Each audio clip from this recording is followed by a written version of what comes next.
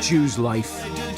Choose Facebook, Twitter, Instagram, and hope that someone somewhere cares. I missed you, man. I missed you too, Spud. Choose looking up old flames, wishing you'd done it all differently. Do you still take heroin? No.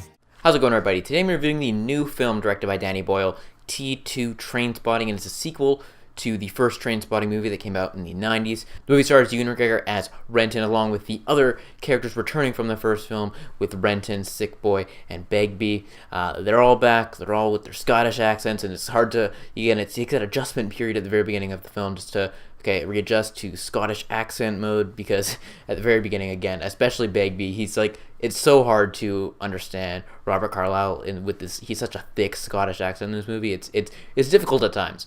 But you do get used to it a little bit. And the movie basically takes place 20 years from when the first film took place.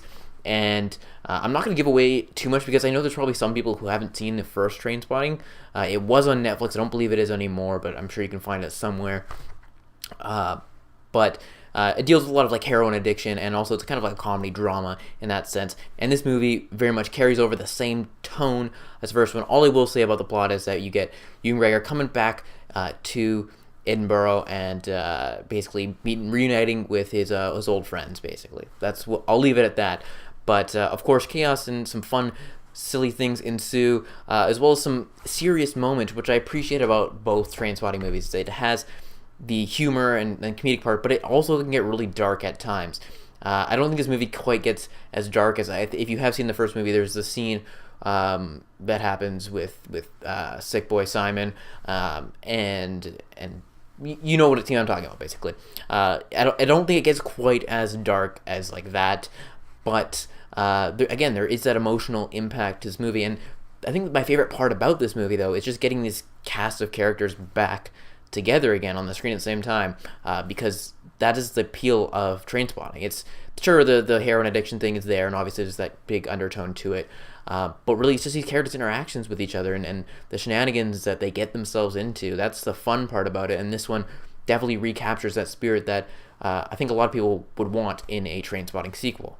I don't think this movie's quite as good as the first Trainspotting. And definitely there is the stylized Danny Boyle scenes where a lot of the freeze frame at the end of a shot comes in, and there's a couple other little stylized things in there that reminds you of the first Trainspotting film.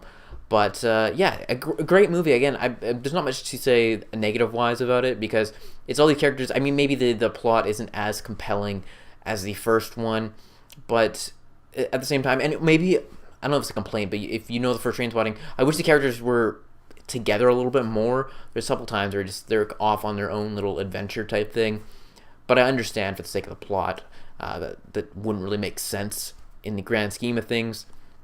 But overall, I think if you like the first Trainspotting, you will definitely like this one. Not quite as good, it's not quite as revolutionary as the first film was, but with that said, I still think this is a good time, especially if you have seen the first Trainspotting. If you haven't seen it, and you just want to see this one, if you can't find the first one, you're like, oh, well, I'm still kind of interested in this thing.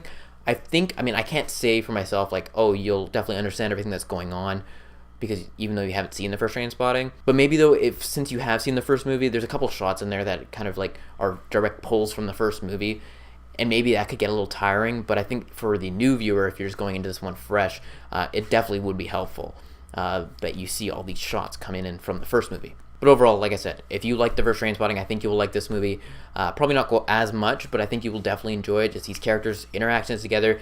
That's the best part of this movie, and I think that it's captured very well in this film. So as for my movie rating, I give it a movie rating of an 8 out of 10. Solid movie. If you have a chance to see this one, go check it out. And if you haven't seen the first Trainspotting, seek it out. As for my enjoyment rating, I will also give that an 8 out of 10. Like I said, these characters together is the best part of it. And I love the contrast of the humor as well as the dark, more serious moments that do happen throughout the film. But that is it. Let me know if you're looking forward to T2 Trainspotting in the comment section below. Again, be sure to like this video and subscribe to my channel for more videos each and every week. Beauty and the Beast will be coming a little later this week. I'm waiting for my girlfriend to get back. She's out of town. She wants to see it, so I'm going to wait for her to get back, and as well as Goon 2 for all that's coming out in Canada at least. So I'll get that review out as soon as possible. So that is it, and I will talk to you all later.